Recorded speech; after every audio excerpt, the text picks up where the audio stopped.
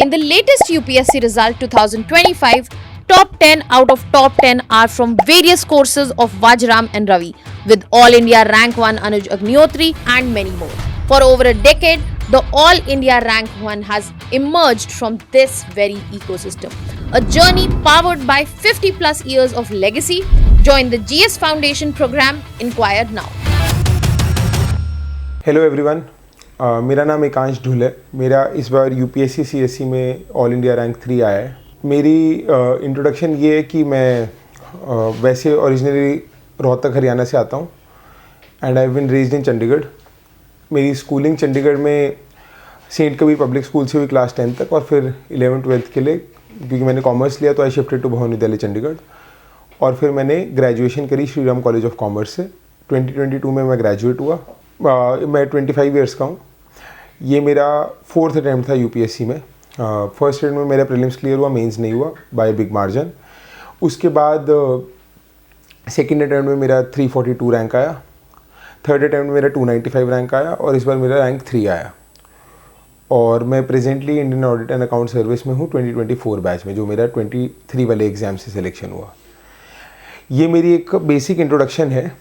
और ये इस साल का रैंक 3 और पिछले 2 सालों का वो रैंक आना, मतलब is been a long journey. मतलब करीब 2019 सितंबर में first year of my college से मैंने थोड़ा बहुत यूपीएससी की तरफ इंक्लिनेशन शुरू कर दिया था, एंड बाय 2020 मैंने अच्छी तरह तैयारी शुरू कर दी थी कोविड में। तो this is a culmination of 5 और 6 ईयर्स ऑफ ग्रूलिंग हार्डवर्क। और मैं यहाँ इसलिए आया हूँ कि जो भी मैंने ये 5-6 साल में सीखा different stages of the exam, और जिस तरीके से मैं एग्ज़ाम को देखता हूँ, वो मैं आप सबके बारे में आप सबको बताऊँ। हाँ, मेरी ये 5-6 साल की जर्नी रही है, और मतलब this result has come after gruelling hard work of 5-6 years. मुझे जेन्युइनली ये भी लगता है पर इसके बाद कि इस एग्ज़ाम में एक जेन्युइन ऑब्जेक्टिविटी है। इस एग्ज़ाम में बहुत वास्टनेस है, पर there is a method to this madness. और अगर हम वो मेथड को अंडरस्टैंड कर लेंगे, जो मुझे लगता है कि एक सेंस में मैं कर पाया हूँ, ताकि क्योंकि उसी के कारण मेरा हर अटेम्प्ट में प्रोग्रेसिवली मार्क्स बढ़े हैं, जिन एरियाज़ में बढ़े हैं। तो मेरा एंडेवर ये है कि मैं इस एग्ज़ाम का जो मंत्रा मैंने निकाला है वो आप सबके साथ शेयर करूँ। थोड़ा लंबा होगा और थोड़ा ओवरवेलमिंग होगा, क्योंकि हम बेसिकली मैं तुम्हें 6 साल का जिस्ट 1.5 घंटे में दे रहा हूँ। तो वो मतलब extreme level of knowledge influx है, पर आई वुड सजेस्ट कि इसको ज़रूर देखना। देखने से पहले मैं कुछ लार्जर बातें करना चाहता हूँ जो एस्पिरेंट्स के लिए, जो स्टार्ट कर रहा है या मतलब जो शुरू के स्टेज पे है, या इवन जो बाद में उसके लिए, पर कुछ मतलब बेयर फैक्ट्स पे बात करना चाहता हूँ। सबसे पहली बात ये कि इस एग्ज़ाम के बारे में वो ओवर गाइडेंस हो गई है। इस लेवल की ओवर गाइडेंस हो गई है कि चीज़ें कॉन्ट्राडिक्टरी हो गई हैं। कोई कुछ कहता है, कोई कुछ कहता है। मतलब पाथ ए जहाँ पे हम हैं और पाथ बी सिलेक्शन के बीच में अब अनलिमिटेड रास्ते हो गए हैं। वैसे मुझे ऐसा लगता है कि उसमें कुछ कॉमनैलिटी है, अगर हम उसको बहुत डीपली एनालाइज करें। कॉमनैलिटीज़ हैं और कुछ डाइवर्जेंसीज भी हैं, सबकी स्ट्रेंथ और वीकनेस के हिसाब से। तो कैविएट सबसे पहला तो यही है कि मेरी भी बात उतनी ही सुनना जितनी समझ में आए, जितनी तुम्हारी स्ट्रेंथ और वीकनेस के साथ रिलेट होती हो। नहीं होती तो इग्नोर कर दो। सबके अपने मेथड से। ये मेरी जर्नी की वीडियो है, इसमें से कुछ चीज़ें तुम ज़रूर पिक कर सकते हो। जो नहीं समझ में आया, जो तुमसे रिलेट नहीं करता, उसको ड्रॉप कर सकते हो। दूसरी बात, हार्ड वर्क इस एग्ज़ाम के लिए इम्पॉर्टेंट है, ये यूनिवर्सल स्टेटमेंट है। पर जिस लेवल का कंपटीशन अब हो गया है, हार्ड वर्क कहाँ लगाना है वो उससे भी ज़्यादा इम्पॉर्टेंट है। तो अगर हम अपने आप को, तो हम मतलब अपने आप को भी हम फूल ना करें कि हम बहुत हार्ड वर्क कर रहे हैं और रिजल्ट्स नहीं आ रहे। वो हार्डवर्क की डायरेक्शन डिटरमिन करेगी कि हमारी सक्सेस कितनी होएगी। तो हमारी जिससे मैं मतलब नेक्स्ट बात पे आना चाहता हूँ कि हमारा जो फोकस है ना, वो प्रोडक्टिविटी पे होना चाहिए, नंबर ऑफ आवर्स पे नहीं होना चाहिए, कितने घंटे पढ़े। इनपुट से आउटपुट पे होना चाहिए कि मतलब हमने कितने घंटे पढ़े इंपॉर्टेंट है, उस घंटे में क्या पढ़ा, कितनी इन्फॉर्मेशन हमारी प्रोसेस हुई, वो हम देखें। ये एग्ज़ाम में जितनी इन्फॉर्मेशन हम कंज्यूम कर रहे हैं जितने टाइम में, वो अननेचुरल है। इतनी जल्दी इतने कम समय में इतना पढ़ना is not something which is so easy, which is not something which organically happens. तो हमको ये अंडरस्टैंड करना पड़ेगा कि हम अपने ब्रेन को ओवरलोड कर रहे हैं। जैसे हम अगर 7 दिन का खाना एक दिन में खाएंगे तो जो हमारी बॉडी का रिएक्शन है, ये हम मतलब बहुत सालों की इन्फॉर्मेशन जो हमें बहुत सालों में एक्यूमुलेट करनी चाहिए थी, वो इन्फॉर्मेशन हम बहुत छोटे टाइम में कंज्यूम कर रहे हैं। तो उसके जेन्युइन फॉलोआउट्स हैं। तो अपने ब्रेन को वो प्रोसेसिंग टाइम देना ज़रूरी है। दूसरा इसके बाद क्या है कि पेशेंस और इंट्रोस्पेक्शन बहुत ज़रूरी है। एग्ज़ाम की जर्नी लंबी है, एग्ज़ाम का एंड बहुत दूर है। मतलब विजन और फोरसाइट इस एग्ज़ाम में नेचुरल वेपन्स है, क्योंकि मिनिमम 2 साल की तैयारी है, मैक्सिमम 5-6 साल एवरेज हो गए हैं आजकल। तो लार्जर पिक्चर देखना बहुत ज़रूरी है और मेथड पे फोकस होना भी ज़रूरी है। मतलब मीन्स और एंड्स का परफेक्ट कॉम्बिनेशन चाहिए।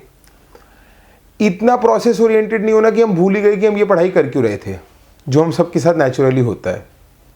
तो जब पढ़ाई करें ऑलवेज लुक बैक कि इसका मेरा डायरेक्ट रिजल्ट में क्या आउटकम में कोई चेंज ला रहा है, ये नहीं ला रहा तो वो पढ़ने की कोई ज़रूरत नहीं है। ओवर गाइडेंस वाले पॉइंट से मैं एक बात और कहूँगा कि इस एग्ज़ाम में एक जेन्युइनली पीयर्स और मेंटोर्स की बहुत रेलेवेंस है। पर मैं मेंटोर को ब्लाइंड वर्शिपिंग से इक्वेट नहीं करता।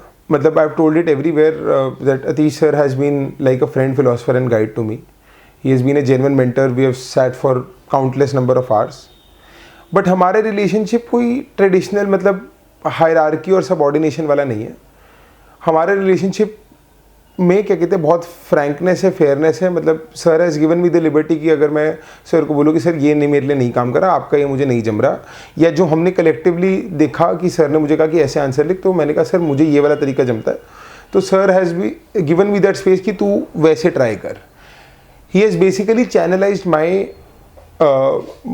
whatever strengths I had in the best possible manner.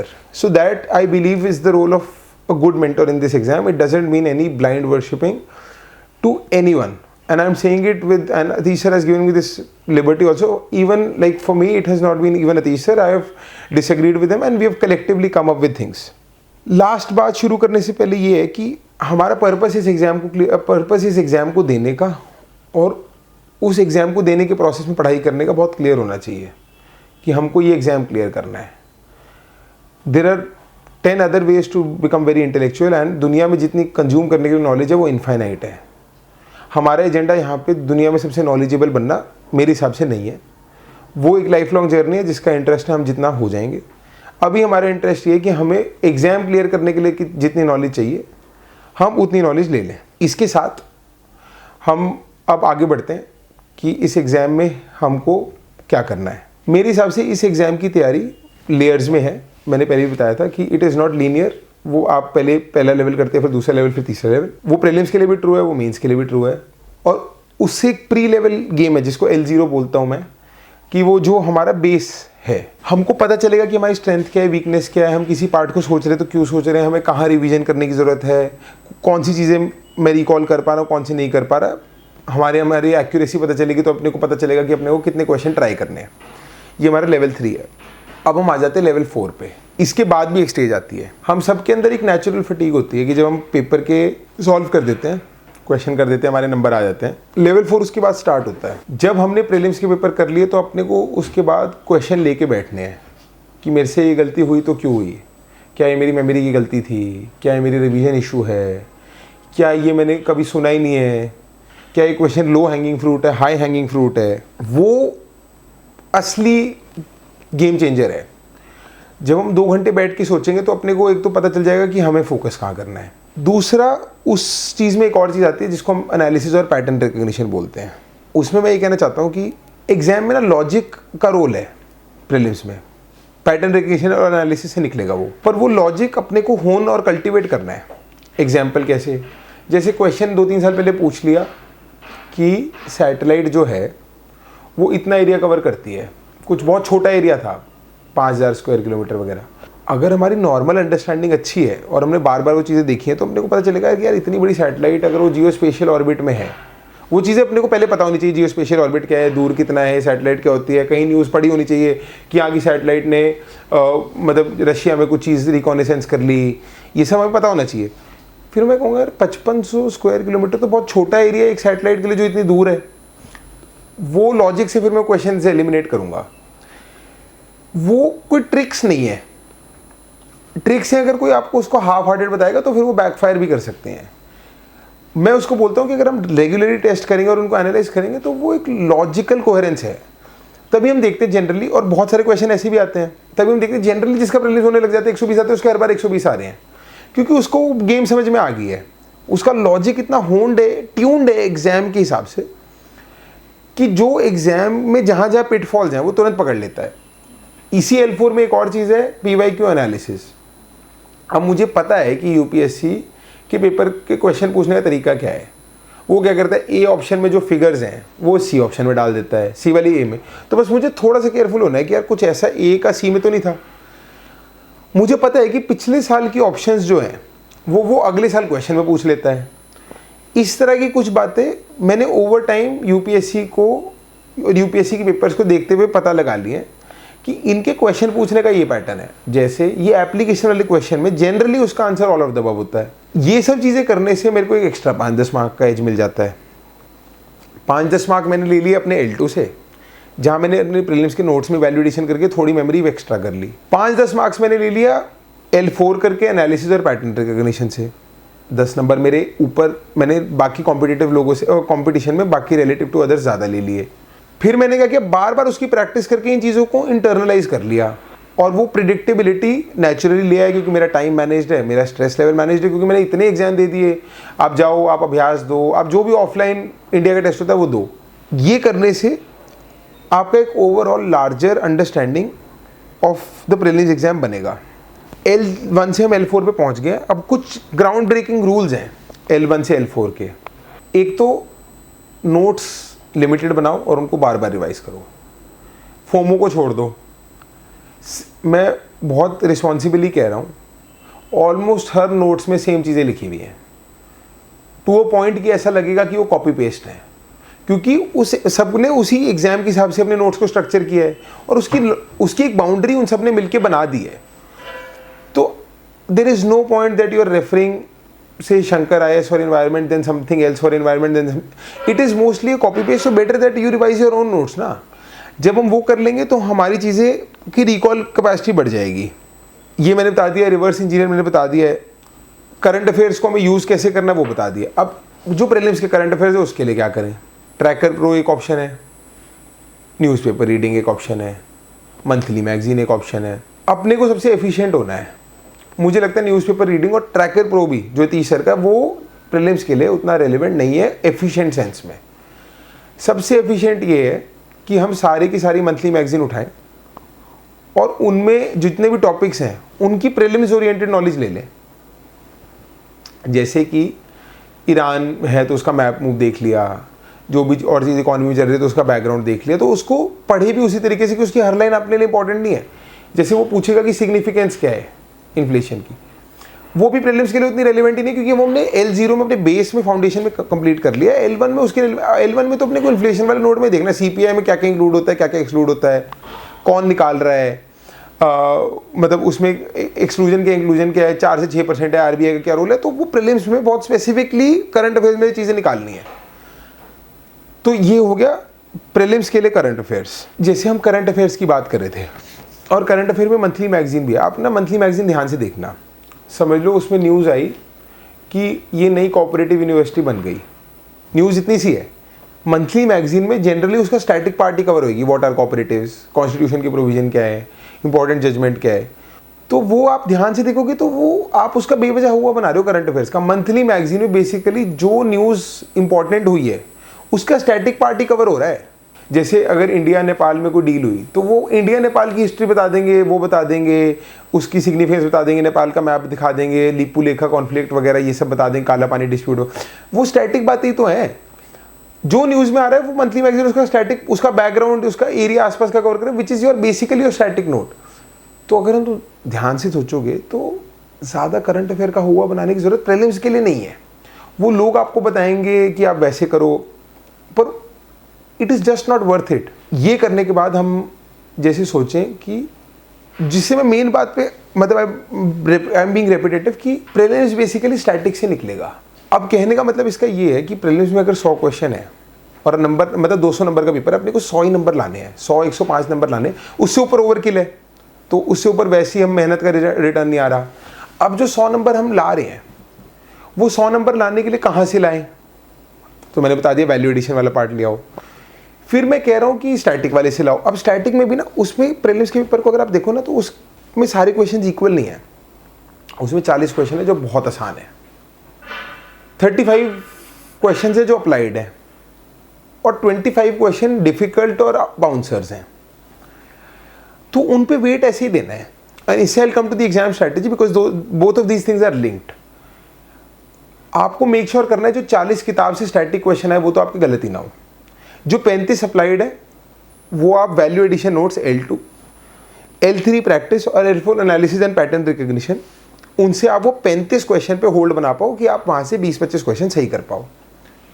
Difficult intermediate में आप 20-15 क्वेश्चन अटेम्प्ट करो, आपके 5-4 सही हो जाएं, तो आप 40 में से 35, 25 में से 20 और क्या कहते हैं वहाँ पे 5, तो आप ऑलमोस्ट 65 क्वेश्चन सही पे पहुँच गए, which is above 100। Sometimes it can be more, it can be less, 100-110 easily आ जाएंगे। अब इससे एग्जाम स्ट्रेटेजी में आते हैं। एक तो एग्जाम स्ट्रेटेजी प्रीलिम्स के लिए बहुत ही ज़्यादा इंपॉर्टेंट है। मैं अभी सारा बात GS1 की कर रहा हूँ, मतलब GS पेपर की कर रहा हूँ, क्योंकि बार बार ये बोला जाता है कि प्रीलिम्स अनप्रेडिक्टेबल है। अब एक सेंस में है भी, क्योंकि अपने को पता नहीं है ना कि क्वेश्चन क्या आ जाएगा, कुछ भी आ सकता है। Everything under the sun can be a prelims question. अगर हम 3 चीज़ें याद रखेंगे एग्जाम हॉल में प्रीलिम्स को लेके, तो हम बहुत कंफर्टेबल फील करेंगे। एक, कि क्वेश्चन कोई भी आ जाए, उसका आंसर आपके सामने है, 4 ऑप्शन ABCD है, उनमें से कोई एक आंसर है, तो प्रीलिम्स एक तरह से रिडल की तरह है, नंबर 1। नंबर 2, अपन याद रखेंगे कि हमको 100 के 100 क्वेश्चन सही नहीं करने। हो सकता है पहले 10 के 10 बाउंसर हो हमारे लिए, वो हमारे सेट में ऐसे डले हों। तो नंबर 2 बात ये है कि अपने को अपना तो ऑर्डर सिंपल है कि अपने को तो लो हैंगिंग फ्रूट्स पे फोकस करना है, फिर मीडियम वालों पे, फिर हाई पे। This is like a cricket match. Bouncer पे छक्का नहीं मारना, वेट करना है ओवर पेज बॉल का, उस पर ड्राइव मार के चौका मारना है। जो क्वेश्चन ट्रैप है, जो क्वेश्चन बाउंसर है, यॉर्कर है, उसको डिफेंस कर दो, रोक लो, बाद में कर लो, ठीक है। अब हम आ जाते हैं तीसरी बात, और जो सबसे इंपॉर्टेंट है, जो प्रीलिम्स में आपको कॉन्फिडेंस देगी। जब आप एग्जाम हॉल में सोचोगे कि अगर ये मुझे नहीं आता मेरी तैयारी के बाद, तो किसी को नहीं आता होगा, तो आप मुस्कुराओ उस क्वेश्चन को देख के। इससे हम आ जाते हैं एग्जाम हॉल स्ट्रेटेजी प्रीलिम्स के लिए, जो बहुत इंपॉर्टेंट है, क्योंकि unfortunately it is a make और ब्रेक पेपर। एक दिन आपका 1 साल की मेहनत डिटरमिन कर रही है, तो उस वक्त का मेंटल स्टेट भी बहुत इंपॉर्टेंट है।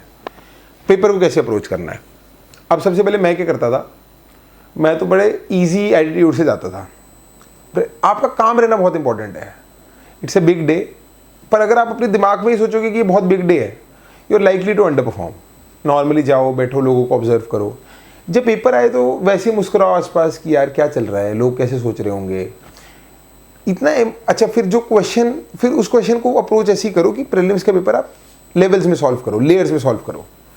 सबसे पहले वो क्वेश्चन सॉल्व करो जिसमें आप 100% श्योर हो। जैसे मैं क्या फर्स्ट क्वेश्चन देखा, रैंडम नहीं समझा, छोड़ दिया। सेकंड देखा, नहीं समझा। You trust me on this, 2023 या 24 के करंट में मेरे लगातार पहले 12 क्वेश्चन में सारे ब्लैंक, कोई दिक्कत ही नहीं। मैंने कहा बाद वाले आएंगे। 13वें क्वेश्चन में कॉन्फिडेंस आया। 13वां क्वेश्चन पॉलिटी का दिखा कि इसका मतलब क्या होता है, easy question directly out of book. ये वो पेपर ही ऐसे डिजाइंड है। तो 12 क्वेश्चन पैनिक मत करो, गुड लीव कि अभी आएगा आगे आएगा। सबसे पहले वो क्वेश्चन कर लो जिसमें 100% श्योर हो, और जिस पे एलिमिनेट करना है उनको 2 ऑप्शन को एलिमिनेट कर दो और बाद के लिए छोड़ दो। जब 100% श्योर वाले हो जाए तो फिर OMR शीट भर लो। अच्छा, इस पे एक चीज़ बहुत इंपॉर्टेंट है, कभी भी 100 के 100 क्वेश्चन एक स्ट्रेच में मत करो। मैंने बहुत पर्सनली रियलाइज़ किया कि हमारे ब्रेन की डीप थिंकिंग कैपेसिटी बहुत लिमिटेड है। आजकल तो हम देखते हैं AI की भी लिमिटेड है, वो भी थक जाता है जब तुम उसको 2-3 डीप थिंकिंग के सवाल दो। तुमने जब 5 क्वेश्चन बहुत दिमाग लगा के सॉल्व कर लिए, अब तुम्हारा ब्रेन 2 मिनट का, आधे मिनट का वहाँ पे ब्रेक ले लो। Take a deep breath, look around, smile, calm yourself कि हो रहा है, ईजी है, कोई बड़ी बात नहीं है, ताकि तुम्हारा ब्रेन रिलैक्स हो। थोड़ी चॉकलेट खा लो, पानी पी लो। अगर आप क्या कहते हैं बिना वो करे 6ठे क्वेश्चन पे जाओगे ना, तो आपका ब्रेन आपको ईजी सिग्नल्स देने लग जाता है कि यही तो लग रहा है इसका answer, which is sometimes incorrect. वो जो डीप थिंकिंग है उसको शॉर्टकट ढूंढेगा वो डीप थिंकिंग ना करने के लिए। तो अपने ब्रेन को वहाँ तक मत पहुँचे, तो उसको हर 5-10 क्वेश्चन करने के बाद 10 सेकंड, 20 सेकंड, 30 सेकंड रिफ्रेश कर लो। 2 deep breaths will be enough. Better ये है कि जब पहला राउंड कर लो ना, तो OMR शीट भर लो। OMR शीट भरनी तो है ही है, वो 5 मिनट वेस्टेज के हैं। तो जब तुम OMR शीट भर रहे हो तो तुम्हारा वो इतना हाई इंटेंसिव काम नहीं है ना, उससे तुम्हें वो ईज मिलेगी कि तुम्हारा ब्रेन रिलैक्स हो जाएगा ताकि अगले क्वेश्चन पे जाना है, फिर थकना है। तो पेस आउट करो अपने क्वेश्चंस को एग्जाम में, बहुत ज़्यादा क्या कहते हैं हाइपर मत हो, टाइम इनफ है, जो आता है वो आता है, नहीं आता नहीं आता। दूसरा, अपने इंट्यूशन को ट्रस्ट करो जो हमने L3 में ओवर ईयर्स बिल्ड करी है। मैं नहीं कह रहा कि रैंडम इंट्यूशन है, वो इंट्यूशन 50-60 टेस्ट करके आई है, वो मेहनत पे बैग्ड है, वो इंस्टिंक्ट रैंडमली नहीं आ रहा। वो इंस्टिंक्ट पेपर में मोस्ट लाइकली तुम्हें रिवॉर्ड देगा। हो सकता है 10 में से 4 क्वेश्चन गलत करा दे, पर 6 सही कराएगा। 6 सही कराएगा तो हम वैसे ही 60% पे हैं, हमें तो चाहिए 50-55%। तो ये है प्रीलिम्स की एग्जाम स्ट्रैटेजी। अब आ जाते हैं CSAT पे। CSAT पे मैं पर्टिकुलरली ज़्यादा नहीं बोलूँगा क्योंकि मैंने CSAT को कभी बहुत ज़्यादा प्रिपेयर नहीं किया। मेरे नंबर भी CSAT में कोई बहुत अच्छे नहीं रहे, मतलब वो कंफर्टेबल 75-80 रहते हैं। उसकी अप्रोच मैं आप सबको बता देता हूँ, आप देखो आपको फॉलो करनी है कि नहीं। मैं कॉम्प्रिहेंशन में ठीक ठाक हूँ, 24 क्वेश्चन कॉम्प्रिहेंशन के आते हैं। मैं तो सबसे पहले सारे कॉम्प्रिहेंशन के क्वेश्चन करता हूँ। मुझे लगता है CSAT का एग्जाम टाइम और लो हैंगिंग फ्रूट्स को आइडेंटिफाई करने का एग्जाम है, वो मैथ्स का और इंग्लिश का एग्जाम ही नहीं है। आप सबसे पहले कॉम्प्रिहेंशन में 24 में से 22-23 फटाफट जो इजी कॉम्प्रिहेंशन आपको लग रहे हैं वो कर लो 45 मिनट्स में। फिर जो बचे हुए क्वेश्चन है रीजनिंग के, वो भी इजी होते हैं कि मतलब A is grandfather of B, sister of C, वो भी क्या कहते हैं बेयर लॉजिक से अगर किसी को थोड़ी बहुत प्रैक्टिस करने को कर ले तो वो 7-8 क्वेश्चन आते हैं। तो पहले 1 घंटे में मैं ये 30-32 क्वेश्चन कर लेता हूँ। अब मैं कंफर्टेबल पोजीशन में ऑलरेडी हूँ कि अपने को 24 क्वेश्चन सही करने हैं, अगर नेगेटिव छोड़ दें। 32 मेरे अटैम्प्ट हो गए, मैं सोचता हूँ इसमें 20 तो मेरे हो ही जाएंगे। 20 मतलब एग्रीगेट नेट में मैं 20 पे खड़ा हूँ, तो मुझे मैथ्स के सिर्फ 10-15 क्वेश्चन सॉल्व करने आसान वाले, and I am smooth to go. तो मेरी स्ट्रैटेजी ये है। तो मैं CSAT का भी बहुत ज़्यादा पढ़ा भी नहीं, तो मैं वही सोचता था कि मुझे 44-45 क्वेश्चन अटैम्प्ट करके आना है, 35 मेरे सही हो जाएं, ये मेरी स्ट्रैटेजी। अब मैं चलता हूँ मैथ्स पे। अब मैं 1 घंटे में कोशिश करता हूँ कि मुझे 10 से 20 क्वेश्चन करने हैं पेपर की डिफिकल्टी के हिसाब से। उसमें आसान वाले उठाता हूँ। जैसे पहले लगा लो 4 क्वेश्चन मैथ्स के, सारे कोई अलजेब्रा है, कोई डीप प्रोबेबिलिटी परम्यूटेशन, वो अपने बस का नहीं, छोड़ दिया। सबसे आसान देखो कि कोई बहुत ईजी दिख जाता है, वो करो। अब आपने जब वो कर दिया तो आपको कॉन्फिडेंस आएगा। तो CSAT का एग्जाम नॉलेज का तो है, पर आप देखो आप उसकी कोर नहीं पकड़ पा रहे। ऊपर का जो फियर बना दिया है क्योंकि एग्जाम का डिफिकल्ट है, वो उसका कोर तब भी ईजी है। और CSAT क्वालिफाइंग है तो वो कोर तक ही पहुंचना है। वो कोर अगर हमारा सॉल्व है तो ऊपर वाली चीज़ों को हम इग्नोर भी कर दें तो काम चल जाएगा। थोड़ा बहुत पढ़ाई कर लेंगे, मैं तो सजेस्ट करता हूँ सबको कि थोड़ा बहुत आजकल पढ़ लें, क्योंकि अब पता नहीं किस लेवल पे ले जाएं CSAT को। तो थोड़ा बहुत अगर पढ़ लेंगे और ये स्ट्रैटेजी लगाएंगे टाइम मैनेजमेंट की और इजी क्वेश्चंस पिक करके, बॉटम अप अप्रोच, सबसे आसान पकड़ो, फिर मुश्किल पकड़ो, फिर और मुश्किल पकड़ो, तो CSAT इज इजीली मैनेजेबल, कोई स्ट्रेस नहीं है उसमें, और उसको वैसे ही देखो। तो ये हमारा सारा प्रीलिम्स का हो गया। अब हम आ जाते हैं मेंस एग्ज़ाम पे, जो मेरे हिसाब से इस एग्ज़ाम की नींव है, मतलब बैकबोन ऑफ दिस एग्ज़ाम है। हमारा सिलेक्शन प्राइमरली यही इसी से डिटरमिन होता है, रैंक इसी से डिटरमिन होता है, डिफ्रेंसिएशन भी इसी से डिटरमिन होती है, और मतलब कोर ऑफ दिस एग्ज़ाम। इस एग्ज़ाम में 7 पेपर हैं। हम अभी 4 पेपर जनरल स्टडीज़ की बात करते हैं और एसए की बात करेंगे, क्योंकि ऑप्शन सबका अलग अलग है, जिसको जैसे सूट करे वो उस पर देखे। मेरा ऑप्शनल कॉमर्स एंड अकाउंटेंसी है, anyway lot of people don't resonate with it, and I don't get very good marks in that also. मेरे इस बार भी 267 मार्क्स हैं, which is not very good as compared to what others are getting in commerce. So you can refer to other people if you want to refer to commerce optional also. Now coming to general studies and essay, 2 चीज़ें बोलूँगा मैं, बहुत important है जो GS में। एक कि मुझे लगता है कि GS का मतलब मेंस का पेपर सब्जेक्टिव नहीं है, उसमें एक पर्टिकुलर फार्मूला और मेथड है, और वो फार्मूला और मेथड को नंबर भी मिलते हैं। अब वो फार्मूला और मेथड डायरेक्टली अवेलेबल नहीं है कहीं पे। यूपीएससी ने अपनी वेबसाइट में नहीं बताया हुआ कि हम इस चीज़ को नंबर देते हैं, जिसके कारण ऐसा लगता है कि वो सब्जेक्टिव है, पर ऐसा नहीं है। This I can say with a lot of responsibility also, because मेरे नंबर सक्सेसिवली बढ़े हैं। 2023 में कुछ 414 थे, 2024 में 452 थे, और इस बार 478 है।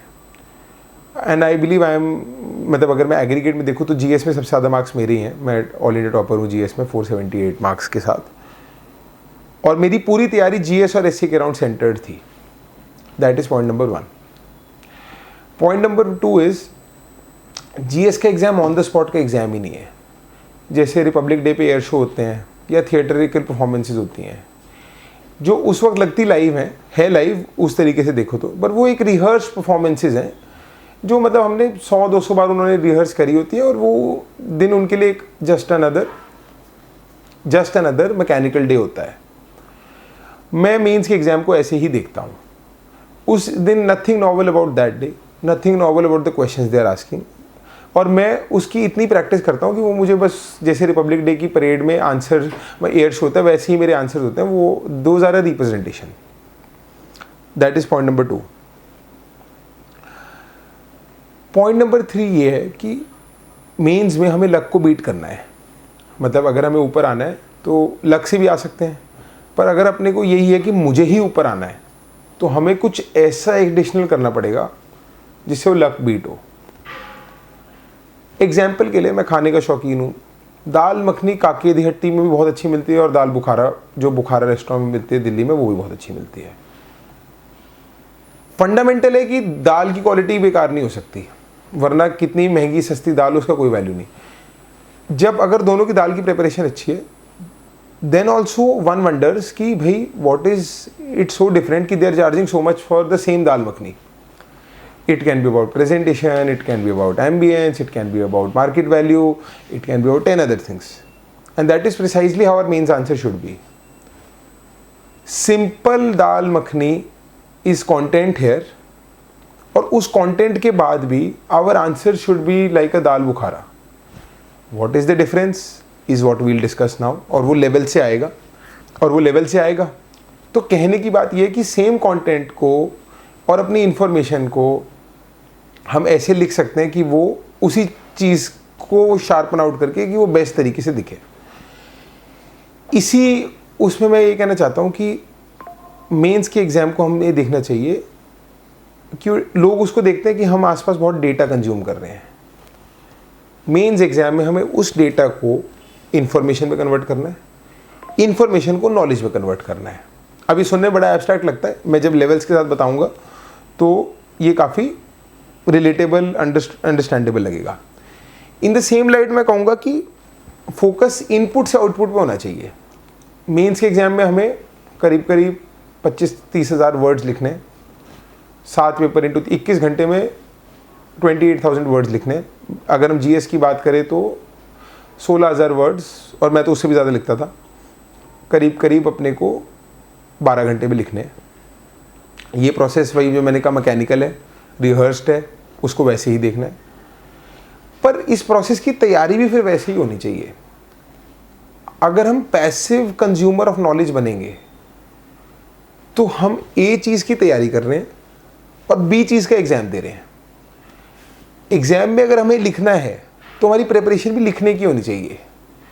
एग्ज़ाम हमारी नॉलेज टेस्ट ही नहीं कर रहा, तो अगर मैं अपना सारा दिन वेस्ट कर रहा हूँ बहुत नॉलेज गैदर करने में, पर मेरा इवैल्यूएशन तो ये होएगा ना कि 7 मिनट पे जो मुझे क्वेश्चन का स्टिमुलस है उसमें मैं कितना लिख पा रहा हूँ, तो उसके बीच में जो मिसमैच है वो आपके मार्क्स के मिसमैच को रिप्रेजेंट करेगा। And I have been on the other side, मेरे पहले मेंस में 663 मार्क्स आए टोटल में, जीएस में 330 नंबर आए, क्योंकि मैं तैयारी ये चीज़ की कर रहा हूँ, कंटेंट कंजम्पशन की, न्यूज़ कंज्यूम करने की, और हमारा एग्ज़ाम है एक्सप्रेशन, आर्टिकुलेशन, सब्सटेंसिएशन का, तो उसमें बहुत बड़ा मिसमैच है ना। जिस चीज़ की तैयारी हो रही है और जो जिसका एग्ज़ाम है वो अलग अलग बातें हैं। तो अपने को पैसिव कंज्यूमर ऑफ नॉलेज नहीं, एक्टिव एप्लीकेशन ऑफ नॉलेज पे जाना है। इसके लिए अगेन मेंस की तैयारी के भी लेवल्स हैं। सोर्सेज को मैं आपको लेवल्स के हिसाब से बताता हूँ, जीएस के लिए क्या क्या करना चाहिए, क्या क्या काम करता है। हमारा बेस है मतलब जो L1 है वो ये है कि जो हमने फाउंडेशन किया था L0, वहाँ से अब हमें मेंस के हिसाब से नोट्स बनाने हैं। अब मेंस का खेल ऐसा है कि वहाँ पे जो नोट्स हैं वो सब्जेक्ट वाइज नहीं बन सकते, वो थीम और टॉपिक वाइज बनेंगे। कि ज्योग्राफी में साइक्लोन पे नोट होना चाहिए, सुनामी पे नोट होना चाहिए, 2 पेज का नोट होना चाहिए। अब मेंस में L1 में बहुत इंपॉर्टेंट है कि आपका नोट कैसा होगा। एक तो क्योंकि एग्जाम में मुझे 2 और 3 पेज में आंसर लिखने हैं, तो मेरा 3 पेज से तो ऊपर का नोट होना ही नहीं चाहिए। अब एग्जाम में question, challenges, way forward solution में आने चाहिए, तो मेरे नोट्स भी वैसे ही होने चाहिए। तो L1 है कि हमारे बेसिक नोट्स बने। अब वो बेसिक नोट्स कैसे बने, फाउंडेशन में से टॉपिक वाइज, थीम वाइज हम नोट्स बनाए। एग्जाम्पल के लिए GS1 में थीम्स क्या मैंने बताई, साइक्लोन है, अर्बनाइजेशन है, सेक्युलरिज्म है, कम्युनलिज्म है, कास्ट है, विमेन है, हिस्ट्री में टेम्पल है, पेंटिंग है, कॉइन है। नोट्स इन पे बनेंगे। नोट्स एंशिएंट हिस्ट्री की किताब की तरह नहीं होंगे, 2 पेज के नोट्स होंगे कॉइन्स पे। फिर कॉइन्स की पूरी हिस्ट्री में हम कॉइन्स बता देंगे। टेम्पल पे होएगा, टेम्पल की 3 कैटेगरी होगी, तीनों कैटेगरी 2-2 पेज के नोट्स होंगे और बता देंगे कौन सा टेम्पल कहाँ पे है। हमारा L1 है ये, कि हमारे मेंस के हर टॉपिक के हिसाब से। फिर जैसे पेपर 2 में नोट्स पॉलिटी पे हो सकते हैं, पॉलिटी पे टॉपिक्स हो सकते हैं, फंडामेंटल आर्टिकल 19 पे नोट्स हो सकते हैं। फिर हमारे क्या कहते हैं गवर्नर की पावर पे रोल नोट्स हो सकते हैं। गवर्नेंस में सेल्फ हेल्प ग्रुप पे नोट्स हो सकते हैं। IR में इंडिया अमेरिका पे नोट होना चाहिए। ये टॉपिक्स हैं, ऐसे नोट्स होने चाहिए। पेपर 3 में मैं आपको एग्जाम्पल एयर पोल्यूशन पे नोट होना चाहिए, वाइल्ड लाइफ कंजर्वेशन पे नोट होना चाहिए, फूड प्रोसेसिंग पे नोट होना चाहिए, सीड्स पे नोट होना चाहिए, फर्टिलाइज़र पे नोट होना चाहिए, बॉर्डर मैनेजमेंट पे रोल होना चाहिए, इंसर्जेंसी, लेफ्ट विंग एक्सट्रीमिज्म पे नोट होना चाहिए। पेपर 4 में इमोशनल इंटेलिजेंस पे, एप्टीट्यूड पे, इंटेग्रिटी पे, मीडिया एथिक्स पे, ethics in public and private life पे, ये ऐसे थीम्स मैप करके हमारे नोट्स होने चाहिए। 3 पेज के नोट्स होने चाहिए। ये हमारा L1 आ गया है। अब हम ये L1 के नोट्स कैसे बनाएं, इसके लिए अब सोर्सेज की बात कर लेते हैं। सोर्सेज यहाँ पे टॉपिक वाइज देखने हैं। अब कोई इंस्टीट्यूट की कोई चीज़ अच्छी है, कोई इंस्टीट्यूट की कोई चीज़ अच्छी है, तो इसमें अपने को बहुत एक्लेक्टिक होना पड़ेगा। जहाँ से जो बढ़िया है वो उठा लो। जैसे GS2 है, GS2 में मैग्ना कार्टा जो सर का मेंस वाले नोट्स हैं एक्सेप्शनल है, कोई कंपैरिजन ही नहीं है।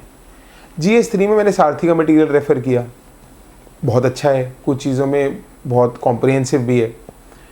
GS4 के मैंने नोट्स टॉपिक वाइज खुद बनाए, किसी इंस्टीट्यूट, सब इंस्टीट्यूट्स को रेफ़र किया, वहाँ से बढ़िया चीज़ें पिक करी, पर किसी को ब्लाइंडली नहीं फॉलो किया।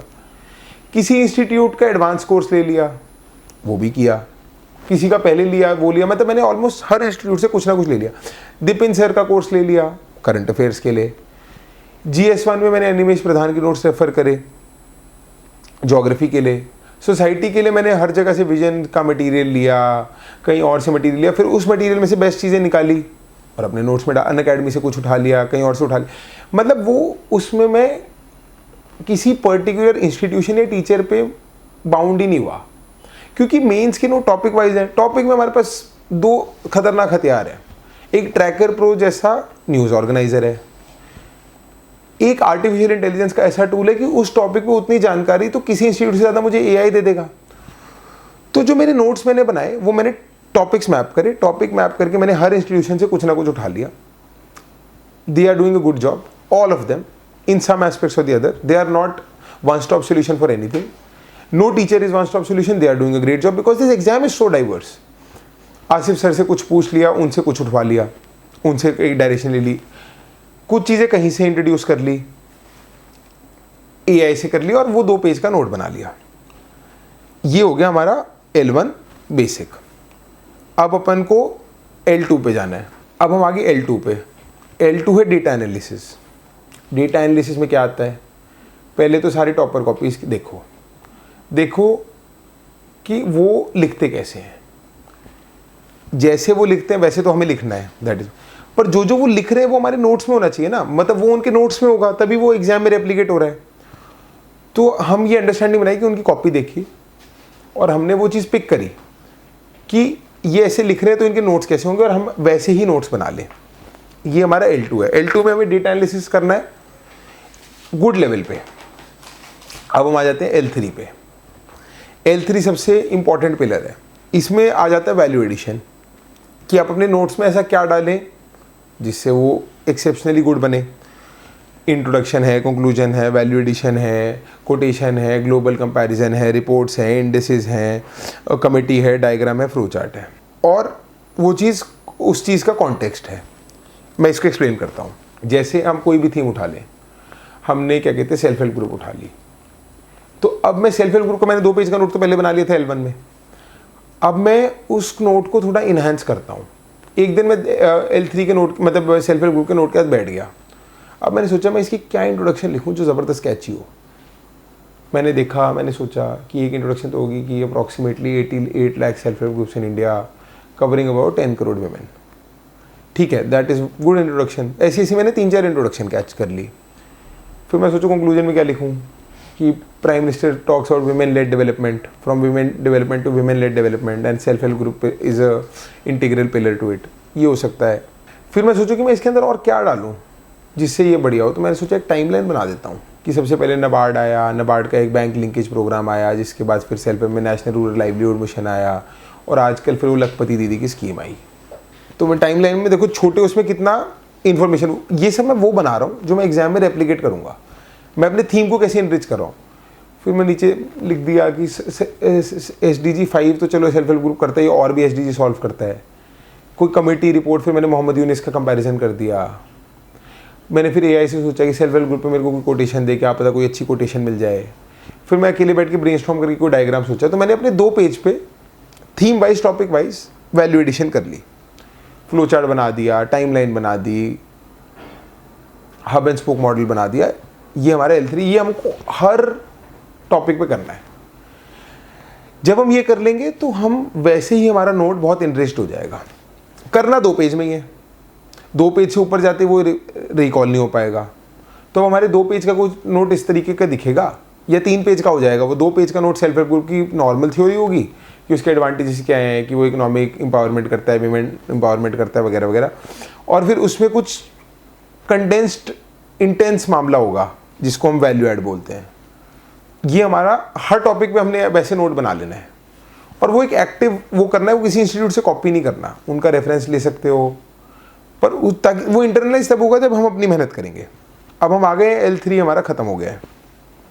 अब हम L4 की बात करते हैं। L4 में क्या है कि जो टॉपिक या जिसको हम थीम बोलते हैं, आप उनकी प्रैक्टिस करो आंसर लिखने की, ताकि ये वाला कंटेंट आपके दिमाग में इंटरनलाइज हो जाए। क्या इंटरनलाइज हो जाए? एक तो उसका बेसिक कंटेंट आपके दिमाग में जो आपने पहले 2 पेज में L1 में नोट बनाया, वो आपका इंटरनलाइज हो जाए। जैसे सिटीजन चार्टर के benefit, transparency, accountability, utilization, quality of service, फलाना ढिमकाना, वो आपके दिमाग में इंटरनलाइज हो जाए। वो आपको फिर नोट्स में लिखना ही ना पड़े। फिर आप क्या आंसर राइटिंग, वो प्रैक्टिस करने से क्या होता है, क्वेश्चन प्रैक्टिस करोगे तो आपके आंसर में स्ट्रक्चर आता है। एग्जाम्पल, क्वेश्चन है despite sustained economic growth, India's poverty has been pervasive, analyse. तो भाई इसका स्ट्रक्चर क्या होना चाहिए, मतलब 2-10 मार्कर है, तो इसमें कितनी जगह सस्टेन्ड इकोनॉमिक ग्रोथ को मिलनी चाहिए, कितनी जगह पॉवर्टी को मिलनी चाहिए, कितनी जगह रीजन्स को मिलनी चाहिए, कितनी जगह वे फॉरवर्ड को मिलनी चाहिए। वो मसल मेमोरी से होना चाहिए काम। पेपर में आप इस सोच नहीं सकते कि मैं 30% लिखूंगा, क्योंकि फिर वो आंसर बेसअप हो जाएगा। रिहर्स्ड गेम है। रिहर्स्ड गेम का सोल्यूशन ये है कि अपने को पता होना चाहिए कि मैंने 3 पॉइंट इसमें सस्टेन्ड इकोनॉमिक ग्रोथ के लिखने हैं। What is how sustained economic growth, छोटा सा डब्बा बना के। इंडियाज पॉवर्टी लैंडस्केप, फिर कि हम कौन सा पॉवर्टी का, तेंदुलकर कमेटी, उसमें कमेटी बना दो कि changing nature of poverty, 1 point लिख दिया, फ्रॉम लक्कड़वाला टू तेंदुलकर, रंगराजन लक्कड़वाला तेंदुलकर। दूसरा पॉइंट लिख दिया टुडेज मल्टी डायमेंशनल पॉवर्टी, और डेटा, और या ग्राफ आ गया कि पॉवर्टी कितनी कम हो गई है। 45 नीति आयोग की रिपोर्ट है, 450 million people were pushed out of poverty. ऐसे ये मेरे पॉवर्टी के नोट्स में लिखा हुआ है, मैंने वहाँ से उठा रहा हूँ। फिर मैंने किया कि एनालाइज, तो रीजन्स हो गए उसके, वो मल्टी डायमेंशनल पॉवर्टी के जो वेरिएबल्स हैं वो यहाँ लग जाएंगे। जब हम L4 ये क्वेश्चन बार बार ऐसे सारे क्वेश्चन प्रैक्टिस करेंगे तो हमारा वो थीम्स पे कमांड बनेगा। वो थीम्स पे L1 का जो बेसिक कंटेंट है वो हमारे दिमाग में इंटरनलाइज होगा, और वैल्यू एडिशन की प्रैक्टिस बनेगी। तो जो थीम्स, क्योंकि पेपर में आ तो वही थीम्स रही हैं, डायरेक्ट आ रही हैं, इंटरलिंक्ड आ रही हैं, करंट कॉन्टेक्स्ट में आ रही हैं, थीम सिमिलर हैं, वो थीम्स हमारे दिमाग में इंटरनलाइज हो जाएंगी। उसके लिए बार बार प्रैक्टिस करना है, आंसर राइटिंग करनी है, और उससे अपने को ये भी पता चलेगा कि हम डिमांड हिट कर रहे हैं कि नहीं। बहुत बार क्या होता है, हमें कंटेंट बहुत आता है, क्वेश्चन पूछ किसी और तरीके से रहा होता है, कुछ और पूछ होता है, हम लिख कुछ और देते हैं। क्वेश्चन पूछ कुछ और होता है, किसी और तरीके से पूछ रहे हैं, हम लिख कुछ और देते हैं। वो हम जब आंसर बार बार लिखेंगे वो भी प्रूव आउट हो जाएगा। ये करने के बाद नेक्स्ट लेवल है L5, जिसको मैं बोलता हूँ जो है brainstorming, break down of component, source mapping, condensation. अब कंडेंसेशन का, अब इसमें बहुत ध्यान से सुनना मेरी बात। ये है क्वेश्चन लिखने की बाद की स्टेज। मैंने क्वेश्चन लिख दिया, ये पॉवर्टी वाले लिख दिया, या analyse the impact of globalisation on consumption in India, तो जो लिख दिया, उसके बाद मैंने क्वेश्चन फिर से ब्रेनस्टॉर्म किया। अब इसमें ध्यान से सुनना कि ये ब्रेनस्टॉर्मिंग क्या मैजिक क्रिएट करेगी।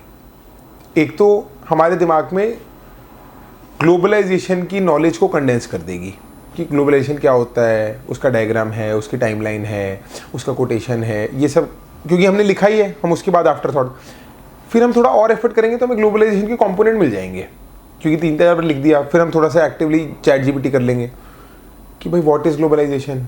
तो भाई ग्लोबलाइजेशन में कंपोनेंट्स में मतलब फीचर्स क्या हैं, प्राइवेटाइजेशन है, वेस्टर्नाइजेशन है, कमोडिफिकेशन है, ये वो।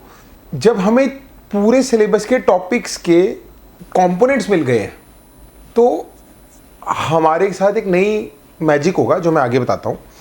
जैसे क्वेश्चन बताया, क्वेश्चन की explain the impact of industrial revolution on British society. अब मैं वर्ल्ड हिस्ट्री मुझे ना आती, ना समझ में आती, ना मैंने ज़्यादा पढ़ी है एग्जाम के लिए, क्योंकि उसका एक ही क्वेश्चन आता है, वो भी कभी कभी। पर मैंने ये आर्ट सीख ली। अब मैंने क्या किया, ब्रिटिश सोसाइटी के कुछ एलिमेंट्स है, सबको पता है। वर्ल्ड हिस्ट्री, इंडस्ट्रियल रेवोल्यूशन क्या है बेसिक, ये सबको पता है कि भाई हमने जो प्रोडक्शन करी है वो मतलब इंडस्ट्री में बहुत स्केल पे हुई है, मशीन्स का इस्तेमाल है। और ब्रिटिश सोसाइटी के पैरामीटर्स क्या है, एलिमेंट्स क्या है, विमेन है, चाइल्ड है, मार्केट्स मतलब कंजम्पशन है, वैल्यूज़ है, क्लोथिंग है, लैंड का वो है, फ्यूडलिज्म है। सो ये मैंने कंपोनेंट्स मैप कर दिए जब मैंने ब्रेनस्टॉर्म किया लेवल 4 में, लेवल 5 में। तो मुझे समझ में आया कि मेरे को इन दोनों को तो रिलेट करना है। मुझे करना है कि क्या हुआ कि लेबर, विमेन भी क्या कहते हैं पार्टिसिपेट करने देगी इकोनॉमी में, तो नई वैल्यू, सोशल वैल्यूज़ का जन्म हुआ। क्योंकि मुझे पता है कि सोसाइटी में विमेन है और उस साइड लेबर है, तो मैंने उनको लिंक कर दिया। फिर मैंने कहा कि सोसाइटी में चेंज क्या हुआ कि इंडस्ट्री में क्या होता है, कैपिटल होता है, कैपिटल वहाँ पे या लैंड होता है, तो लैंड जो है वो इंडस्ट्री में लगने लग गया। तो जो फ्यूडलिज्म का कल्चर है ब्रेक हो गया, फ्यूडलिज्म सोशल वैल्यूज से आया मेरा। तो ऐसी मेरी चीज़ें लिंक होने लग जाएंगी। लिंक कैसे होंगी, क्योंकि मेरे को कंपोनेंट्स पता है ना। एक चीज़ और डिस्कवर होएगी, मेंस में 90% क्वेश्चन एक्स का इम्पैक्ट वाई पे आ रहे हैं। जैसे भाई पॉवर्टी वाला भी है, सस्टेन्ड इकोनॉमिक ग्रोथ भी है, पर रीजंस फॉर मतलब एक्स का इम्पैक्ट वाई पे, दो तरह के क्वेश्चन आ रहे हैं। पहला क्वेश्चन है कि डायरेक्ट अर्बनाइजेशन की प्रॉब्लम सोल्यूशन क्या है, वो अब कम हो रहे हैं, फूड प्रोसेसिंग का स्कोप क्या है। क्वेश्चन ऐसे आ रहे हैं कि in light of this judgment what is the impact on ordinance, मतलब इस जजमेंट का ऑर्डिनेंस पे क्या इम्पैक्ट है। स्मार्ट सिटी का अर्बन पॉवर्टी से क्या लेना देना है, डेमोक्रेसी में सिविल सर्विसेज का क्या रोल है, सेल्फ हेल्प ग्रुप का सोशल कैपिटल से क्या रोल है। तो ये एक्स का वाई पे क्वेश्चन है। तो अगर हमें सेल्फ हेल्प ग्रुप के कंपोनेंट पता है, सोशल कैपिटल के क्वेश्चन पता है, तो हम उनको लिंक कर सकते हैं आपस में, इधर ब्रेक किया, इधर ब्रेक किया, फिर परम्यूटेशन कॉम्बिनेशन। ये हमारे लेवल 5 में होगा जब हम बहुत बार ब्रेनस्टॉर्मिंग करेंगे, कंपोनेंट ब्रेक करेंगे। लेवल 5 का सेकंड पिलर है सोर्स मैपिंग।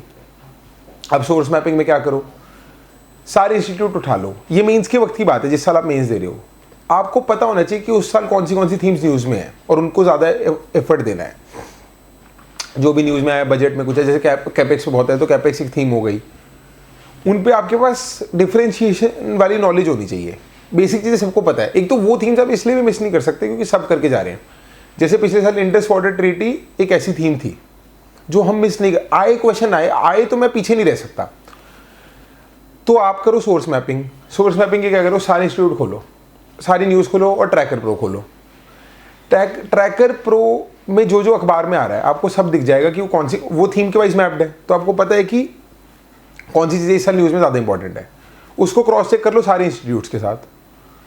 ऐसी कोई थीम नहीं होनी चाहिए जो कोई इंस्टीट्यूट कवर कर रहा और आपने वो नहीं करी हुई। कुछ 200-300 थीम हो जाएंगी आपकी। मोस्टली इंस्टीट्यूट्स की भी ओवरलैपिंग होएगी। मंथली मैगजीन भी रेफर कर लो ताकि हमारी थीम्स की एक चेकलिस्ट बन जाए कि ठीक है ये सारे टॉपिक अपने को कर, ये हमारा L5 में होगा। ठीक है, उसके बाद हमारी नेक्स्ट स्टेज होगी जब हम ये दोनों काम करेंगे तो हमारे अंदर एक नई चीज़ हम देखेंगे, कंडेंसेशन। मतलब हमारी जितनी नॉलेज है ना जो स्कैटर्ड है, मतलब सोसाइटी में हमारे पास वुमेन की नॉलेज, वो कंडेंस हो जाएगी। वो मेरे दिमाग में कुछ 10 पॉइंट्स में आ जाएगी। जो उसके रिलेटेड नई न्यूज़ आई है वो मेरे दिमाग में कंडेंस हो जाएगी कि विमेन में डलनी है। फिर मैं अखबार भी ऐसे ही पढ़ूंगा कि ये नॉलेज पेपर 2 में कहाँ डलेगा, ये पेपर 1 में कहाँ डलेगा। ठीक है, मैं मतलब फिर मैं ऐसे सोचूंगा कि इंट्रोडक्शन मेरी यही हो गई कि साइक्लोन है तो दुनिया में कहीं साइक्लोन आया तो वो मेरी इंट्रोडक्शन होगी, रिसेंटली साइक्लोन हैपेंड देयर। उससे मैजिक क्रिएट होगा कि जैसे क्वेश्चन आए नॉन फार्म प्राइमरी एक्टिविटीज़, तो मैं इंडिया का मैप बनाऊंगा, सोचूंगा कि प्राइमरी एक्टिविटीज़ में क्या क्या आता है, मैप बना के उसको मैप करूंगा। सेरिकल्चर है, एग्रो फॉरेस्ट्री है, माइनिंग है, कोरिंग है, लॉगिंग है, वो मैं मैप पे मैप कर दूंगा। तो वो मैजिक कब हो रहा है, जब मैं ब्रेनस्टॉर्मिंग L5 पे हो रहा है। अब हम आ जाते हैं L6 पे। L6 इस एग्जाम की लास्ट स्टेज है, मतलब जिसको हम आर्टिस्ट वाली स्टेज बोलते हैं कि हम आर्ट ऑफ आंसर राइटिंग पे पहुंच गए हैं कि हमारे पास सारी नॉलेज है। अब हम आंसर्स क्यूरेट करते हैं, मैजिक करते हैं और हमें वहाँ तक पहुँचना है। एंड ट्रस्ट मी, उस स्टेज पे जो क्वेश्चन दूसरों को ऐसा लगता है ना कि डिफिकल्ट टू मैनेज है, वो आपके लिए सबसे अच्छे क्वेश्चन बनते हैं। जैसे इस साल GS1 में क्वेश्चन आया, और मैं GS1 में इसलिए कह रहा हूँ कि मेरे 117 मार्क्स हैं और आधा पेज मेरा इस बार भी छूटा था। मतलब फाइनल पेपर में भी आधा पेज या एक पेज मतलब आधा क्वेश्चन छूट गया था। क्वेश्चन आया कि ये GIS को, ड्रोन्स को और AI को आप कैसे लैंड रिसोर्स मैनेजमेंट में यूज़ कर सकते हैं। तो मैं उस स्टेज पे पहुंचा कि जहाँ पे मेरे को AI, ड्रोन्स, GIS के बेसिक फीचर्स पता हैं, मुझे रिसोर्स मैनेजमेंट, लैंड मैनेजमेंट के बेसिक फीचर्स पता है, कंपोनेंट्स पता है, क्या क्या होते हैं, एग्रीकल्चर से रिलेटेड हो सकते हैं, सेक्टर का ही तोड़ सकते हो आप उसको, अर्बन रूरल के हिसाब से तोड़। और मैं उन दोनों चीज़ों को लिंक कर रहा हूँ स्कीम वाइज कि ड्रोन है वो लैंड मैपिंग कर रहा है, जिससे प्रॉपर्टी बेटर हो रही है, एग्जाम्पल स्वामित्व। वो लास्ट स्टेज है जहाँ पे आप क्यूरेट कर पा रहे हो। वो स्टेज में मेंटर्स का रोल बहुत इंपॉर्टेंट है। तीसरा और मेरी कॉन्वर्सेशन से हमारे को बहुत चीज़ें कंडेंस और कंपोनेंट वाइज हुई। अब एग्जांपल देता हूँ, इसमें मेंटर्स का, पीयर्स का भी रोल है, जो आपके साथ बच्चे आप आपस में टॉपिक्स को, थीम्स को डिस्कस करो।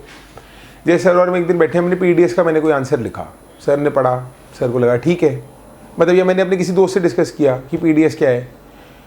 बात करते करते हम उस पर आए कि हमें PDS के आंसर के पॉइंट्स कैसे लिखने चाहिए, कि हमें PDS की सप्लाई चेन बना देना कि PDS में सबसे पहले FCI मतलब क्या कहते हैं, MSP पे गुड्स प्रोक्योर होते हैं, फिर वो FCI के गोडाउन में रखे जाते हैं, फिर वो ट्रक में ट्रांसपोर्ट होते हैं, फिर वो राशन शॉप से, फेयर प्राइस शॉप से बिकते हैं। वहाँ पे मतलब KOS वगैरह के सिस्टम, POS वगैरह के सिस्टम में मशीनें लगी हुई है।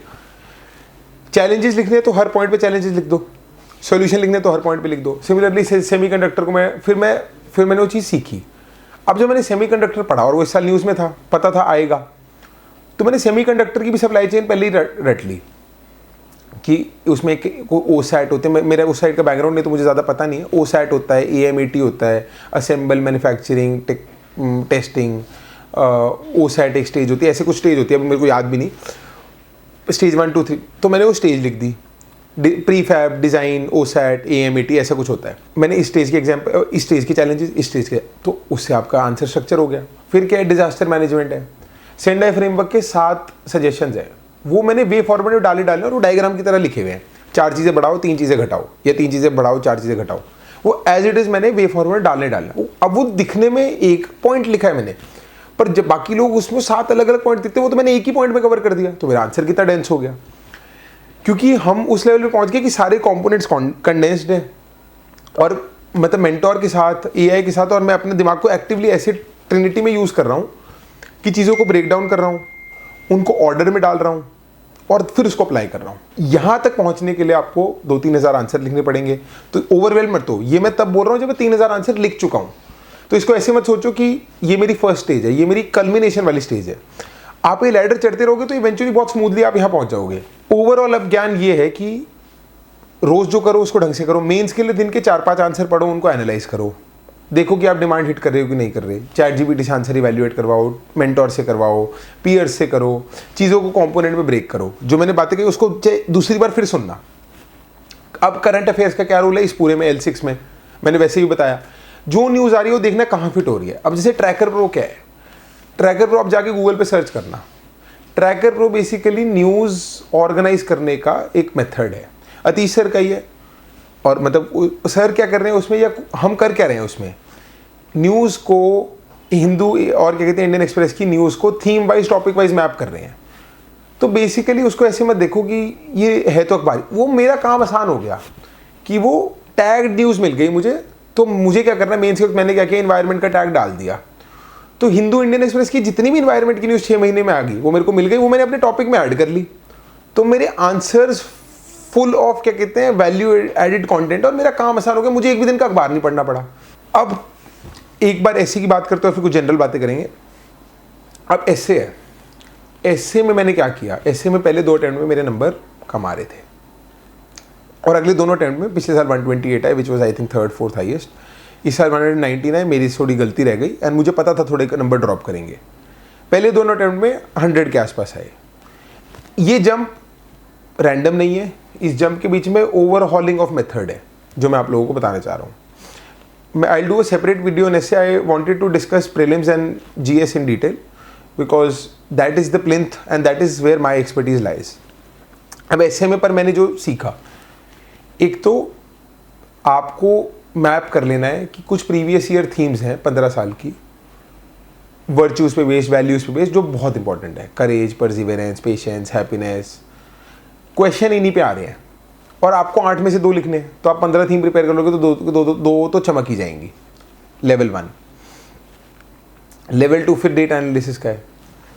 डेटा एनालिसिस में आपको देखना है कि आप किस तरीके से आंसर कि बाकी लोग किस तरीके से अपना ऐसे लिख रहे हैं। अगर बाकी लोगों को लिखने का स्ट्रक्चर थोड़ा वर्बोस है तो मतलब वर्बोस को नंबर मिल रहे हैं, अगर बाकियों का बहुत डायरेक्ट है तो डायरेक्ट को नंबर मिल रहे हैं। क्योंकि अपने को बेटर ऐसे, वैसे तो बोलते कि ऐसे का कोई बाउंड्री नहीं है, पर मेरे को ऐसा लगता है कि रिस्क लेने से बड़ा रिस्क, अपने को लक को बीट करना है तो हम एक स्ट्रैटेजी के तहत चलें। ये होगी सेकेंड चीज़। थर्ड, मुझे ऐसा लगता है एक तो कंटेंट प्रिपेयर कर लो थीम्स पे, प्रिपेयर कर लो थीम्स पे, जो थीम्स इंपॉर्टेंट है, ताकि अपने पास उस वक्त बहुत अच्छा मसाला हो देने का। राइटिंग स्टाइल हमने टॉपर्स की कॉपी एनालाइज कर ली, डेटा एनालिटिक्स लगा के पिछले किस टॉपर के नंबर है तो वो वैसे ही लिख रहे होंगे। 10-12 टॉपर देख लिए तो कुछ कॉमन थीम्स मिलेंगे अपने को और हम उसको अपने हिसाब से यूटिलाइज भी कर सकते हैं। फिर आप देखो कि आप आर्ग्यूमेंट्स कैसे लिख सकते हो। ब्रेनस्टॉर्म, एक्टिवली ब्रेनस्टॉर्म करो 15 मिनट में।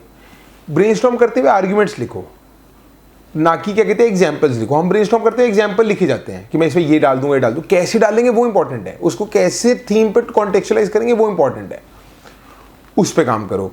तो ये हो गया अपने ऐसे का मामला। अब बात ये है कि जैसे मोटी मोटी बात ये है कि करंट अफेयर्स को हमें एक कॉन्टेक्स्ट में यूज़ करना है। ट्रैकर पर उसका मीडियम हो सकता है, न्यूज़पेपर उसका मीडियम हो सकता है, मैगजीन। तो करंट अफेयर से डरना नहीं है। प्रीलिम्स का गेम स्टैटिक ज़्यादा है, डायनेमिक कम है। डायनेमिक को स्टैटिक के हिसाब से कॉन्टेक्चुअलाइज करना है। मेंस तो प्योर लेवल का गेम है। जैसे जैसे, और मैं अपने उससे कहूँ, मेरा स्कोर, मेरे 200 नंबर बढ़ गए मेंस में। पहले मेंस से 664 थे, 864 हो गए। वो 200 नंबर इसलिए बढ़े क्योंकि मैं पहले लेवल 1 पे था, अब लेवल 5-6 पे पहुंच गया हूँ। जैसे जैसे आप बढ़ोगे आपको खुद के अंदर चेंज दिखेगा कि आपके पास जो कमांड ओवर थीम्स है वो बहुत बढ़ जाएगी। पर वो एक दिन में नहीं हो रहा। अब एक दिन में क्या कर सकते हो, एक दिन में आप रोज़ के 4-5 आंसर लिखो ही लिखो जो आपके लिए इंपॉर्टेंट है, और उनको एनालाइज करो। एनालाइज करते हुए देखो डिमांड हिट हो रही है कि नहीं, रिकॉल कैसा है, पॉइंट्स दिमाग में आए कि नहीं आए, थीम्स ब्रेक हो रही हैं, आप उसको कंपोनेंट वाइज बना पा रहे हो, नहीं बना पा रहे। फिर उसके साथ एक एक्टिव इंटरेक्शन करो कि जब आपने पीडीएस कर दिया फिर उसको चैट जीपीटी डालो, वो पीडीएस में मैं कुछ मिस कर रहा हूँ। नोट को इनरिच वहीं कर लो, ग्लोबल कंपैरिजन दे मेरे को पीडीएस के साथ। एक स्टेज और रह गई जो मैं बताना चाहता हूँ। लास्ट में आपको अपने नोट्स के नोट्स बनाने हैं। मेंस में जो मैंने कहा कि L0 में बेसिक नोट्स बनाओ, फिर उनकी वैल्यूड। एंड में ऐसा हो जाना चाहिए कि जो बेसिक मामला है वो तो आपके दिमाग में वैसे ही इंटरनलाइज्ड है, आपके नोट सिर्फ डिफरेंशियल कंटेंट पे होने चाहिए। Again prelims and mains, I have to say this again, we have limited memory. हमको डिसाइड करना है कि वो मेमोरी कहाँ पुट टू यूज़ कर रहे हैं। मैं उसी मेमोरी से ये याद कर सकता हूँ कि सिटीजन चार्टर के बेनिफिट्स क्या हैं, या मैं उसी मेमोरी से ये सोच सकता हूँ कि सिटीजन चार्टर के बेनिफिट तो मैं खुद ही सोच लूँगा। मैं सिटीजन चार्टर की 10 नई बातें सोच लेता हूँ जो कोई नहीं लिख रहा। जैसे जॉन मेजर ने शुरू किया था, एक डायग्राम बना दूँ, एक कोटेशन हो जाए, एक फ्लो चार्ट हो जाए, कुछ रियल लाइफ एग्जाम्पल हो जाए इनकम टैक्स डिपार्टमेंट का, जिससे आंसर में वो एज मिले। Coming to the end, I just want to say, dal makhani का एग्जाम्पल ले सकते हैं फ्रॉम काकीदिया टू बुखारा, या हम क्या कहते हैं पैसों पे इंटरेस्ट जितना मिलता है उसका एग्जाम्पल ले सकते हैं। बेस इज मोस्ट इंपॉर्टेंट, उसके बिना कुछ नहीं होगा। बेस होने के बाद what is your value addition into it, कि हम उसको एक्सेलेंस पे कैसे ले जाएं। From a very good dal which taste well, which is our content here, to how it is presented well, how it is displayed well, how the ambience is better. तो similarly तुम्हारे answers भी ऐसे होने चाहिए। बेसिक कंटेंट तो है ही है, उसके बाद उसमें वो एक्स्ट्रा एज नॉच कैसे आएगी, वो पिछली और अगली कॉपी से डिफ्रेंशिएट होगी। उसके लिए रोज़ के आंसर प्रैक्टिस करने हैं, कंटेंट एनरिच करना है, नोट्स के नोट्स बनाने हैं, टॉप कॉपीज एनालाइज करनी है। Frankly all of you know all of these things. I think it is more important to start getting in the hang of it. ये करना शुरू करेंगे तो ये होगा, and that is about it. Interview मेरे मार्क्स बहुत फ्लक्चुएट करे हैं। पहली बार 184 थे, अगली बार 140 थे, इस बार 193 थे।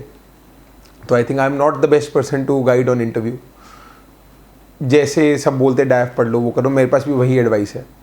क्योंकि और मेरा इतना शार्प डिप है, तो मैं सजेस्ट करूँगा कि जो मैं कह रहा हूँ कि हमें लक बीट करना है वो मैं खुद ही नहीं कर पाया, तो मैं सजेस्ट करूँगा कि there are other toppers who have done exceptionally well in interview, who have consistently done well in interview. Those are better people to refer. Don't take my advice for interview. Take my advice for GS if you like it, if you resonate with it, and start practicing. अगर मैं एक line में advice दूँ तो मैं ये बोलूँगा कि ओवरवेल मत हो, क्योंकि लंबी जर्नी है। मेरी बात को फिर मैं कैविएट के साथ कह रहा हूँ कि ये 6 साल की जर्नी का मैं तुम्हें जिस 1.5 घंटे में दे रहा हूँ, तो उसको उसी अंडरस्टैंडिंग से एब्जॉर्ब करो कि it will take time, it will not be able to be comprehended in 1 day, not meant also. अभी के लिए क्या करना है, theme wise topic wise note बनाना कभी से शुरू कर दो, आज से कर दो। लेवल 1 पे हो तो भी शुरू कर दो, फाउंडेशन कंप्लीट करते ये शुरू कर दो थीम वाइज नोट बनाना, करंट की न्यूज़ को उस नोट में ऐड करना, और जितना भी आता है आंसर राइटिंग शुरू कर दो। ये परफेक्शन का गेम ही नहीं है, परफेक्शन इसमें कभी आ ही नहीं सकती। आज भी मुझे 2-4 सीन्स पे उतनी क्लैरिटी नहीं है, हर आंसर के हर पॉइंट याद नहीं, क्योंकि सिलेबस इमेंस है। जितना आता है उसकी प्रैक्टिस शुरू कर दो। और यहाँ पे चीज़ें बहुत पैरेलली चलती हैं। एक लेवल पे आप किसी चीज़ पे लेवल 6 पे होगे, किसी चीज़ पे लेवल 1 पे होगे। एंशिएंट मेडिवल हिस्ट्री पे हो सकता है मैं लेवल 2 पे हूँ, पॉलिटी में मैं लेवल 5 पे हूँ, वो चीज़ भी अंडरस्टैंड करो। तो प्रीलिम्स में भी वो सोच लो कि कहाँ कितने % लाने हैं, बाकियों से बेटर करना है। अगर एंशिएंट हिस्ट्री में बाकी लोग 10 में से 3 ही क्वेश्चन सही करते हैं, तो मुझे 3 से कम तो नहीं सही करने। पॉलिटी में अगर सब 12 कर रहे हैं 15 में से, तो मुझे भी 12 करने पड़ेंगे। ईजी क्वेश्चंस हर जगह पिक करो across subjects and go ahead with it. And अभी तो प्रीलिम्स आ रहा है, all the best for prelims. Prelims के लिए जो मैंने बातें कही उसको फॉलो करो। I will come up with a dedicated other video also on prelims on my channel, and we'll meet again. Thank you so much, all the best, and I am sure all of you will do very well.